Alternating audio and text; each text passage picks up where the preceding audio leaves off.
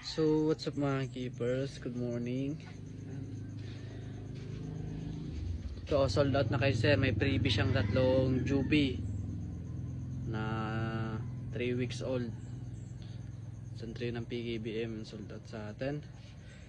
Then ito naman yung sa flat sakura natin, naging female yung dalawa yan Bigla naging female, ay naging male tong dalawa.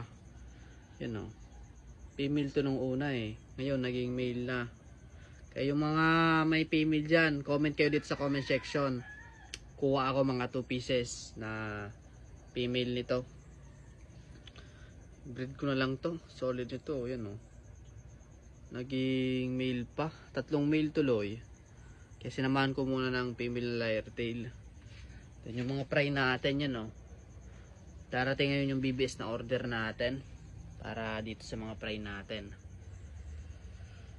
mga GBT natin, mga PKBM, red eye and blue eyes, mga tuxedo short body galwing. Ito mga PKBM pa dito nakalagay natin Ito yung marble natin, still available pa rin yung marble natin na quality. Ayan.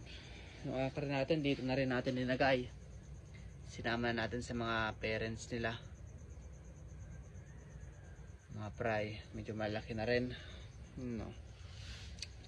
Tagal dumating yung BBS para makapakain na natin to. 4 na aquarium yung papakain natin ng BBS para hindi mabansot.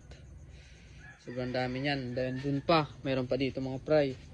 Hindi lang dun. Dito pa, yan. Pa, dami yan. Kaya gusto dyan mag-avail. December, mati. Kaya isang bagsak muna.